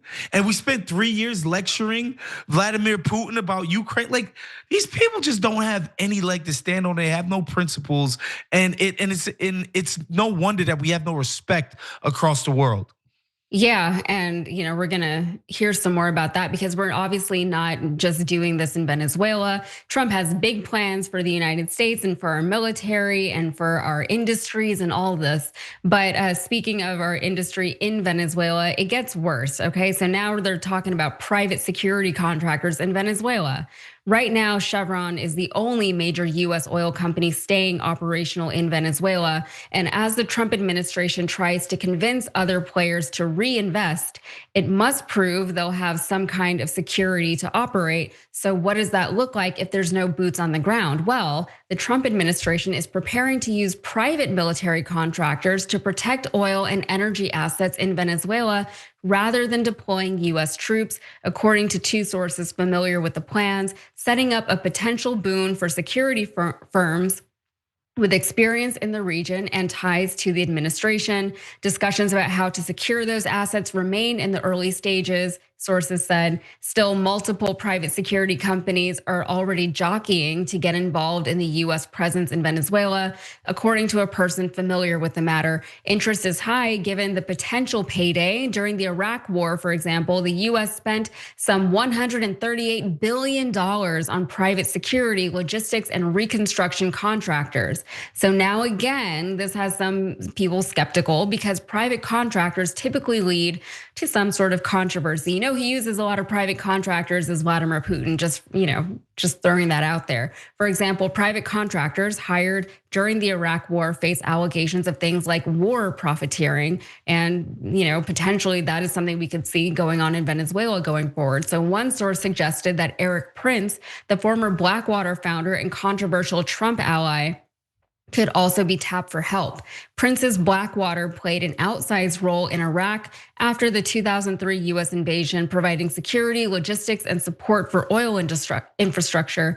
But the firm came under intense scrutiny following the 2007 deadly shooting of Iraqi civilians. Yeah, that's what happens, when you're not beholden to these certain standards that the American military is. If you just have a bunch of pirates running around, then you're going to have instances where an entire population is being terrorized by private military groups. And this is why Trump can get away with saying we're not going to put boots on the ground in Venezuela, even though they obviously need to do something. You can't just invade a country, take their president out, and then leave it alone and do nothing and say nothing. And then also on top of that, expect to profit off of their oil industry. And Waz, I want to hear from you, but also I just want to mention real quick that the United States, we are incredibly hypocritical in what we're doing. I don't know how we can stand up to someone like Vladimir Putin, who is doing imperialism in Europe right now in his attempts to take over Ukraine, but also right now, troops from several European countries have been sent to Greenland from France, Germany, Norway, Sweden. These are our allies, and they're being sent to Greenland to protect Greenland from us. So just want to throw that out there. Yeah, just one quick note, because I know we do got to kick to break in a second about the privatization of the American military. I mean, this has been going on basically since Iraq and Afghanistan. This was Donald Rumsfeld's brainchild when he took over the Defense Department, was that he was going to privatize it and make it less dependent on basically the volunteer services, so that when a guy's leg gets blown off while he's doing God knows what in a bada or wherever he's at, when he comes home, that doesn't count towards like US military death toll, right? And these guys get to operate in a more rogue fashion because they're private military contractors, and that's been the trend. And so the military, it's, if we're not doing like special forces operations like the Maduro kidnapping or the Bin Laden raid or, many of those other things, or, what we did in Libya and stuff like that, which is like super specific, very small small scale, get out. And then, we outsource our treachery to local militia groups or private contractors. Like, that's just been the game. It's gross, it's disgusting, but this is what it's been for going on 20 something years now. Yeah, and just to cap off on that note, whenever we talk about our military budget, how much money we put into our American military, we have the best funded military in the world by a lot. Number 2 is like way down past us. But this budget is just like more money that we're paying on top of that. So that's another thing. But we do need to take a break. We will be right back with more stories.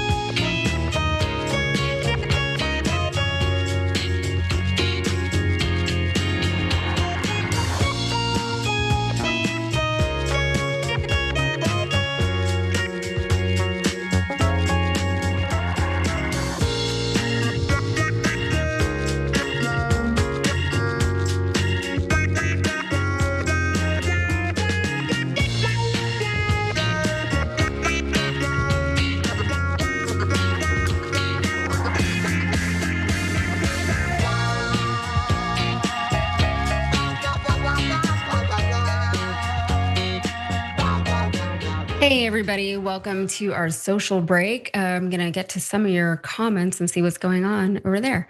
TYT.com, members comments. Let's see, Rob3 Chatsworth says, love the days with Yaz and Waz, thanks. Good, I'm glad you're enjoying yourself. Huang Jun says, Josh Hawley runs away from his positions. Ooh, faster than he ran away from the January 6ers. That's funny, I forgot about that. But that is immediately, you get a mental image in your head when you say that, because it was everywhere. It was just Josh Hawley running away from these guys that he had helped to embolden. Eclectic Miscellaneous says, both Democrats and Republicans are a bunch of pathetic cowards.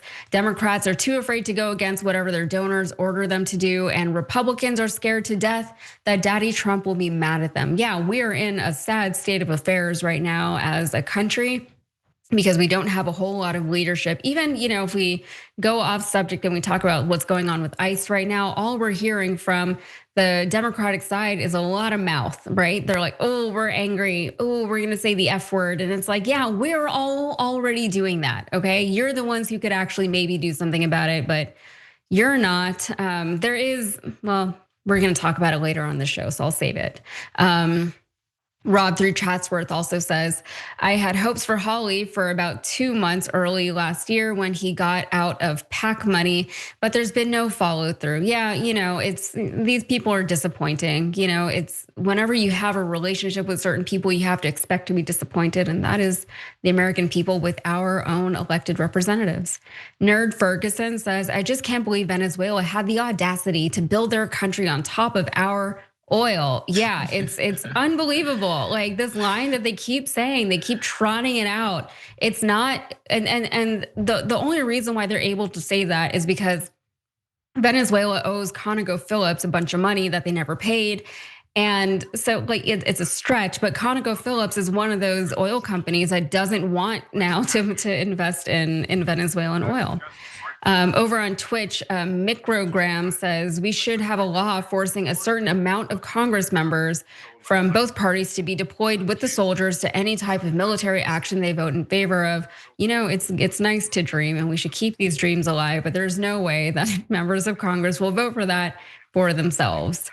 Octo Squiddy says, silver lining, Trump bankrupted 2 casinos. Maybe he can do the same to the oil and gas industry. Oh, you know what? That would be a fun outcome for a lot of this. Christina Elisa Brown says, I love Yaz and Waz. Thank you. It is a fun combination. And California Young Turk also says, I love you two together. Thank you so much. On that note, we're gonna get back to the show. So we'll see you there.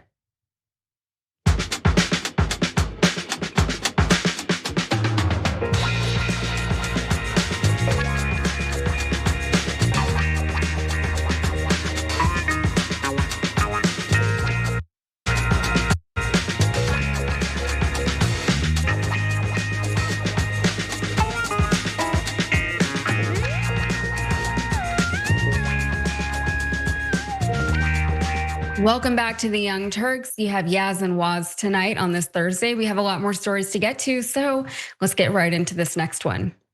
A new analysis from public employees for environmental responsibility, or PEER, found that Doge wasted $10 billion on paid leave, or rather they were paying workers $10 billion to stay home. So in 2025, when Doge was assaulting various branches of our government, it's estimated that roughly 7% of the federal civilian labor force, or roughly 154,000 employees, were put on paid leave. In other words, the American people were still paying their salaries, but we weren't getting any of the work that they were doing in exchange for it anymore. So spending over $10 billion of taxpayer money to prevent people from working is a hell of a way to run a railroad, said PEER senior counsel Peter Jenkins. Ironically, this outrageous waste of human capital when key federal agencies such as the National Park Service were horribly understaffed was done in the name of government efficiency. And yeah, that is the irony of all of this. And of course, this isn't just a giant waste of money, but it is also, legally dubious, as you could imagine. The Administrative Leave Act, or the ALA, was passed by Congress in 2016, and it says that paid leave can only be imposed for a maximum of 10 work days per year. Trump violated the ALA when Doge went in, but accountability, you'll be surprised to find, may be hard to come by. It would involve, ironically, navigating a lot of bureaucracy, which is, I thought that's what Doge wanted to get rid of. And ultimately, the case would have to contend with the Trump-controlled Justice Department. For one, the regulatory rules of the ALA were never implemented by the first Trump administration, nor by the Biden administration. They didn't actually go into effect until September of last year. And on top of that, Trump, we know, loves a good loophole. So the Trump administration carved out separate classifications of paid leave and claimed the ALA 10-day rule only applies to what it calls investigative paid leave, Materna said, but the provision does not apply to the various other types of paid leave the administration has created. And Materna, who was quoted there, is Madeline Materna. She's a Stanford University doctoral student in comparative science, and she has been studying this issue. But moving forward, PEER has filed an administrative complaint before the US Office of Special Counsel. If that office finds wrongdoing, the cases could be taken before a little-known office called the Merit Systems Protection Board. It has authority to take action, but Roosh says it hears cases involving termination, demotion, or suspension without pay for 2 weeks. It may not have the jurisdiction over paid leave cases. However, very conveniently, notably, the Trump administration fired all the Democrats on the board, which has left it without quorum. So, the irony here is it's so blatant that you can, I don't even have to point it out. The biggest and most obvious one is that Doge was mad about government inefficiency in the first place, but then they specifically were trying to make the case that most of these government workers just sit around all day getting paid to do nothing, and then they paid them to do nothing. They sent them home. What do you make of that? Doge being a scam. I mean, yeah. Who could have seen it coming? Who could have seen it coming? It only took about 3 weeks into that whole thing, that debacle, fiasco, to see that Elon Musk just wasn't serious, especially when you consider the biggest line item on in the government budget is the defense budget, which was $1 trillion last I checked, and also has never passed an audit. Like, this is the most wasteful part of the government by a million. And all you have to do, Yasmin, is go to where? Northern Virginia, Maryland, in and around DC, the richest area of the country. Why? Because there's a bunch of these defense contractors getting fat on the government tit. Like, this is literally what they do. And this idea that Doge was gonna make the government more lean and efficient while never even touching any of that just showed you that they were never serious. It was always a joke. And this whole premise of like paid leave and we're paying people to quit and that kind of thing was always very wasteful and stupid. The idea that they did that, then had to rehire a bunch of people for key government roles, as if like all of these jobs within the government is just fake and people are just lazy and stupid. It was always just kind of ridiculous. And again, it was basically skin deep. And the last thing I'll say is, I think broadly there is an appetite of Americans for the government to be more efficient, to be less wasteful in its spending. I just don't think we'll ever actually get that because again, the places that we put the most of our government resources are untouchable. Yeah, and I think that's why they were so successful in selling Doge to the American people, because who doesn't want a more efficient government? Who doesn't want more efficiency? That's the one aspect of running a country like a business that is attractive to, for example, me, or I think generally people on the left. I don't think the country should be run like a business because businesses are all about profit. But if we can find ways to make it more efficient, then, who's going to be mad about that? But Doge was never about government efficiency. That's just the PR aspect of what they were trying to do. We know that they went in there, they dismantled half of our government, they sent half of our government employees home without pay, I guess some with pay, and they also sent all of our personal data around the world to God knows who and where. So here's the thing. Yaz, and I'm glad you said what you just said. Mm-hmm. As a leftist, it's in our interest to see government run efficiently. Mm-hmm. Government programs don't have fraud and waste because when they do, it erodes trust in those institutions. And it's our belief that government institutions can be ran for and of the benefit of the people. And so it's in our best interest for the government to not be wasting money. But like the idea that Elon Musk, another person who's on the government dole, the idea that he's gonna go in there, like the conflict of interest that create in and of itself, that he would be the one to go in there and quote unquote clean it up was always laughable. Yeah, politics is really just about taxes and who's gonna spend the money where and who's gonna spend it better, right? That's why we have political systems. But on that note, we're gonna take another break and then we'll be right back with much more.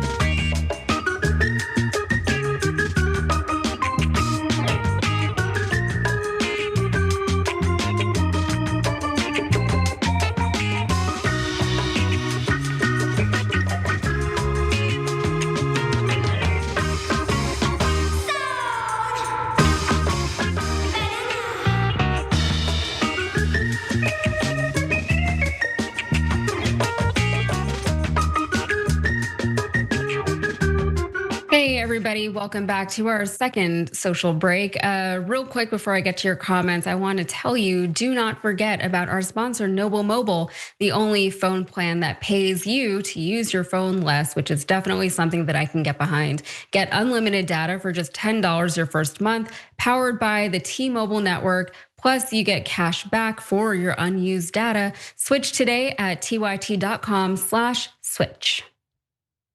All right, so now we have a lot of comments to get to. Let's see.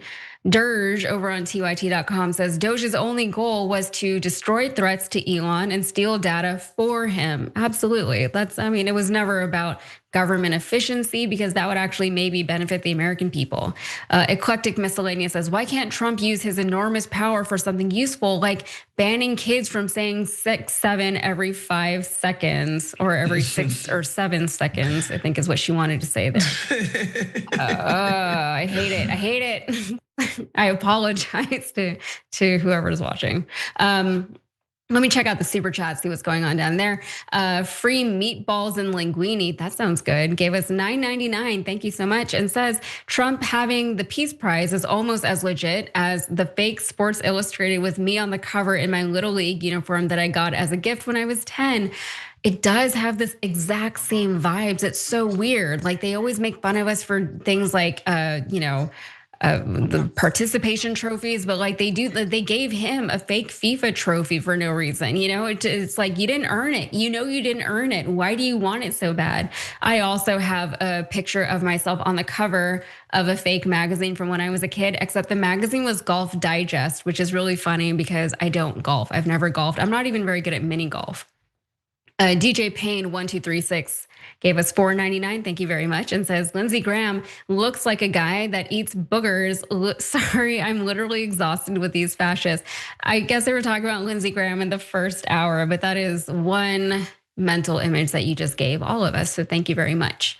Over on the YouTube members, let's see. Jillian7 says, are there some hidden perks to golfing with the orange buffoon? It's not like he's gonna let you win, LOL. LOL is right, because we know like he'd just be cheating everywhere, right? Like we see him on camera cheating. We know that he's accepted trophies for tournaments that, again, he wasn't even present for. So he just like collecting trophies for things he didn't earn, which is gross. Kristi Bellin says 1929 all over again. If the oligarch reign of takeover continues, that is something to look forward to, I'm sure, for all of us. Disrupt Daily says, why would we sanction ourselves? I thought Trump was Venezuela's president. That is interesting. You know what? It's confusing. We're in uncertain times, and even our leaders who do things don't seem to know why they do the things that they do. And Argent 8059 says, I'm fine paying $5 for gas. Just let me afford a house again. Yeah, that's, things are not getting better for the American people. We'll be right back.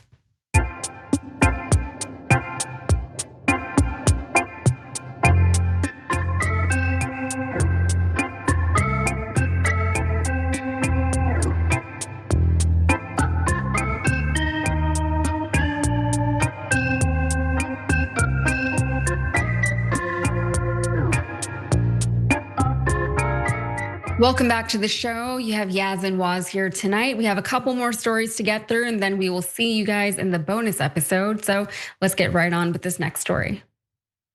Some exclusive reporting about an apparent error in the ICE recruitment system that meant some officers got sent into field offices without proper training. Apparently, ICE uses this AI tool to categorize new recruits who have worked in law enforcement before. But there was some kind of a glitch, according to our reporting with it, that led to ICE temporarily putting recruits with little to no experience into a more experienced category, meaning they got less training, according to two law enforcement officials familiar with this error. Well, if you needed proof that ICE is not being run by our best nor our brightest, it's now being reported that thanks to over-reliance on an AI tool, some ICE recruits were sent to field offices without the proper training. So the AI tool used by ICE was tasked with looking for potential applicants with law enforcement experience to be placed into the agency's LEO or LEO program, short for law enforcement officer. For new recruits who are already law enforcement officers, it requires 4 weeks of online training. Applicants without law enforcement backgrounds are required to take an 8-week in-person course at ICE's Academy at the Federal Law Enforcement Training Center in Georgia, which includes courses in immigration law and handling a gun, as well as physical fitness tests. So when the AI scanned these ICE resumes, if the word officer was anywhere on the application, the applicant would then just be automatically put into the LEO program. So it didn't necessarily mean that they were a law enforcement officer. They could be like, some other, I don't know what other kind of officers there are. Or they could even just say, I want to be an ICE officer, and then they would get put into the LEO program. So once the Department of Homeland Security clocked the error about a month in, they started manually reviewing the resumes at that point. However, this error occurred at the height of ICE recruitment last year. By the end of 2025, ICE was supposed to hire 10,000 new agents, a goal that ICE claims to have hit. But this new insight means that they didn't actually meet their hiring target. Also, Kristi Noem claims that ICE hired actually 12,000 new agents last year, but new federal workforce database contradicts Noem's claim of 12,000 new ICE agents. The agency has hired 7,114 employees and lost 1,746 since January of last year, according to the Office of Personnel Management data. So that means a net growth of not 10,000, not 12,000, but just 5,368 employees since Trump took office last year. And this should be encouraging because we know that they're not being picky about who they let into their ranks, and maybe people just don't want to join it. But Laura Jadid, a veteran turned independent journalist who has been publicly outspoken against Trump and his administration and ICE, got hired to work for ICE when she really should not have been. Initially, she just wanted to see what the application process would be like, for science, but here's what happened. The hiring event, basically, you brought your resume in, you handed it over, they were going to do an interview, and they were promising on-the-spot hiring to where you could, in fact, walk out with your $50,000 bonus that day, possibly. I went in, I handed in my resume, which was, I did a skills-based resume. I'm a veteran, I served 2 tours in Afghanistan. So on the surface, the resume looked pretty good. Had a very brief interview, took all of 6 minutes. They didn't ask very many questions. And then I left, assuming I would never hear back, because I'm a very Googleable person. I have an unusual name. I'm the only Laura Jadid on the internet. And I make no secret of how I feel about ICE and Trump and all of it. So I was not expecting several days later to receive a tentative offer. I missed it in my inbox and it sunk to the bottom, which means that I never filled out the paperwork they requested. I never accepted the tentative offer. I never filled out my background check paperwork. I never signed the affidavit saying I committed no domestic violence crimes, none of it. So she goes on to say that she should have been eliminated based on the drug test alone. Instead, this is what happened. A few weeks later, I got a message from LabCorp saying that ICE wanted me to do a drug test, and I went ahead and did that. I was pretty sure I wouldn't pass. I'd partaken in legal cannabis 6 days before the test, but why not waste some of their money, right? And then 9 days after that, I decided I wanted to, I was curious, had they processed the drug test yet? So I logged onto the ICE hiring portal, and what I found was that not only did the drug test not seem to be relevant, I was listed as having joined ICE as of 3 days earlier. I had listed that I had accepted the offer. They had offered me a final position as a deportation officer. My background check was listed as completed 3 days in the future from when I was looking at it. So it seems like the answer to the question, who are they hiring, is they don't know. Yeah, and you know what? I'm starting to think that these numbers are unreliable. So overall, the American people, they are fed up with ICE and its antics. It's ramping up its operations in places like Minneapolis, as we've all seen, and it seems likely to do so in other major cities across the country, like Boston, for example. However, backlash against ICE is becoming more pronounced. And apart from all the protests, a new CNN poll found that ICE's net approval rating is sitting at -17. In his first term, it was at 0 in Trump's first term. Now it's dropped to 7. It's dropped 17 points, and that number is even lower among independents. Also, calls to abolish ICE, not to reform ICE, are getting louder, and not just from random people on the internet. Representative Sri Thanadar from Michigan announced that he will be introducing a bill this week to abolish ICE. Here's what he had to say. He said, "We must reform ICE.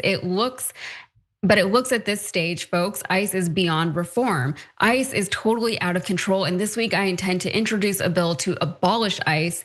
We do not need the murders. We do not need this paramilitary organization's members on our streets, terrorizing US citizens, terrorizing moms, terrorizing our children." And just a quick, in case you were wondering, by the way, Jonathan Ross, the ICE agent who murdered Renee Good, was not one of these officers who was improperly trained. He's been with ICE for about a decade. So he can't be like, "Oh, well, they didn't tell me what to do in this situation. Oh, I didn't know how to use my gun properly, so I just shot it accidentally 3 times." He's not one of those. He knew what he was doing, and when he walked away, he had no remorse about it. So it is encouraging, Waz, that the American people seem to be souring on ICE. I would be curious to see how many people were pro-ICE to begin with, and now they're like, ooh. I imagine that number of people, the explanation for the drop has more to do with people who just genuinely thought that this was a border patrol agency that was really out here to pick up the bad guys and the criminals and the really dangerous people. But then, a lot of people have, as soon as ICE actually started working the way that they intended to work under the Trump administration, people saw these are not the criminals that we were promised. These are just everyday people. And hopefully the killing of Renee Good was a big wake-up call to some people who are still holding out hope that Trump is actually not the worst person to be leading our country right now. It's crazy because so many things pop into my mind. This program is like extremely well funded, right? And they're well funded and they'll take anybody. And yet over the course of a year, only 5,000 people were hired net. That's, I mean, that's just bad news for the sort of marketing of the work that they're doing. I think people are looking at it, even in our horrible economy, with something that's this well funded and is an automatic ticket to a middle class job. And people are just straight up like, no, I'm not doing it because it's disgusting. People are repulsed by what they're doing, like to be asked to do this, be separating parents from their kids, just snatching them out of their homes and snatching people out of school and snatching people from court, and the agony and the just, the horror of all of it. Like the fact that nobody wants to do this is, it's just kind of crazy to me. I'm honestly surprised by this because of how hard it is to come by a solid middle class job. Like I think about even something like NYPD. In New York, which is another well-funded police, law enforcement, whatever agency you want to call in. Man, a lot of people join up because you don't need to have a college degree. You'll be in six figures in no time. You're gonna have a pension after 25 years or 30 years or whatever the hell it's gonna be. Incredible benefits. You basically can't get fired. Like, it's an obvious job that you should wanna take. Even though we know it's difficult, but what police officers do on a day-to-day. So for ICE to just have no enthusiasm in terms of recruitment, it's just quite telling about how people feel. And I think the other thing that we know, guys, is that ICE was never meant to actually perform the task that Donald Trump and Stephen Miller are alleging. Like, you cannot remove 10 million people from this country with freaking ICE. It's just not possible. Yeah, the numbers that they were, and they said that they were gonna remove that many criminals, like dangerous criminals. And it's like, we don't have them, and that's why they started picking up people in front of the Home Depot and saying, we're gonna deport these people instead. And it is encouraging that they're having such a hard time hiring, to the point that they're lying about the recruitment numbers, and they're lying about how many people have quit since they started working there. And also in that interview, I didn't show this clip, but the journalist, she also said that the goal, she was told by the ICE recruitment agent that the goal is to get all of these people in the field, not behind desks, but in the field deporting people or whatever. So we do have one more story though to cap off Trump's his bad approval. Let's roll the tape on this one. He has just fallen off a cliff when it comes to Generation Z. Look at this, Donald Trump's net approval rating in February of 2025. John said it right. Wow. This was actually a month into the administration. This was a month into the administration. He was at plus 10 points on the net approval rating. He was on the right side of the ledger. Look at this, falling off that cliff. That is a drop of 42 points to negative 32 points. This, as I said, is a very swingy group, and it has swung very much away from Donald John Trump. Yeah, well, to quote Harry Enton there, Trump's approval rating with Gen Z has, quote, fallen off a cliff. And if you think those numbers are bad, just wait until you see his approval ratings overall. But first, more on Gen Z specifically. Enton also found that Gen Z voters are identifying as Democrats now in huge numbers, especially when compared to other age demographics. These guys are swingers. That's what we're talking about here. Take a look here, Generation Z. John liked that. Gen Z party ID margin, Dems versus the GOP. In 2024, look at this.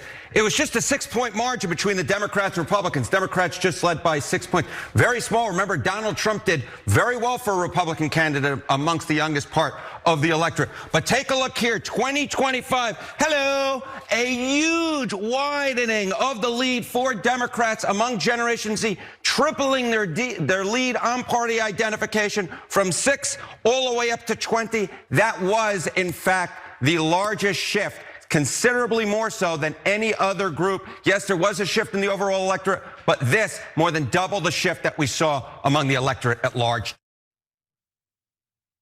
All right, so earlier this month, we actually did a deep dive into Trump's numbers with young men specifically, and we'll link to that segment in the description below. But spoiler alert, his polling is very bad. Here is a very small preview. Last spring, Trump's favorability rating among young men was 56%, and it now stands at 46%, and a lowly 36% among all young people. And Trump isn't just hemorrhaging young voters, he's losing the American people entirely. Here's one more clip from Harry Enton. Just look at Donald Trump's net approval rating. Negative, negative, negative, negative. Negative 14, negative 16, negative 17, and negative 19 according to AP North, with no real change in the aggregate from where we were last month. What issues is President Trump doing well on? None of them, really. He's doing poorly on all of them. What are we talking about here? Well, we spoke about immigration last hour. He's at a negative 11 points there, of course, had been a strength for him. Foreign policy, minus 14 points. The economy, the reason that Donald Trump really got elected to a second term was to fix the economy. He's at 16 points underwater there. Trade and tariffs, such a big part of his second term agenda. Negative 18 points there. And we really haven't spoken about the Epstein case in a while, but 38 points underwater there. Negative, negative, negative, negative, and negative. Well, I can't say it any better than he just did. These numbers are very exciting to see. They're very encouraging to see this from the American people and the response from it. My concern, not to be like a Debbie Downer, is that the Democratic Party will see that and be encouraged and think that they don't have to do anything to better themselves or to actually give the American people these things that we are asking, that we're desperate for, from seeing from the Democratic Party. What do you think, Waz? It's not hard to understand why Trump is underwater in these categories, and why I think, some people on the left kind of overrate his project in terms of his strength and viability. He's an extremely weak president. Everything he has to do has to be done by executive order. They can't pass anything into Congress. And the reason is, Yaz, he's not doing anything redistributive, okay? Like if they would have took this ICE funding and been targeted about how they distribute these like brand new government jobs in certain areas, that's a material good and benefit that he's providing for communities that would be lasting and binding. It's like, yo, Donald Trump got me this job. Donald Trump got my town this funding. And so Donald Trump can go out and do his ridiculous adventurism abroad. He can be as corrupt as he wants with crypto. He can do all this nasty stuff that he's doing because he has a redistributive agenda that's actually benefiting people. But the problem for Donald Trump, and I think young people, young men in particular, liked him because they thought he was different, is that he's not different. He's exactly the same, but just worse. He's more corrupt. He's a bigger warmonger. He's even more of a finger wagger. He's the worst. Like he's the same, but all of their worst qualities and tendencies. And so, yeah, it's no wonder that people have quickly realized that this guy's not different. He wants to do the wars. He's freaking paid to play. He's not gonna do anything for normal people. And he's just like every other politician before him, except worse. Yeah, and I hate to say I told you so, but like we did, like we told them so many times. So, and that's not helpful now. I understand that, but I can't help myself. And last but not least, if the Democrats come in and they don't offer, they're gonna come in sweeping in midterms. They'll probably win the next presidency. They're gonna come in and win. But if they don't offer, a program that's redistributive and actually benefits normal everyday people, they're gonna get swept out too. And on and on and on we go. Yeah, I think what we're seeing is Gen Z, they're switching their registration from Republican to Democrat. I think that's very encouraging because hopefully, in my mind, what I'm choosing to believe is that they're doing so that they can actually vote in different Democrats, maybe more progressive Democrats, if I'm like really dreaming big here. So on that note, we're gonna wrap this hour of the Young Turks, but I will see you all in the bonus episode. We have more stories for you. Be right back.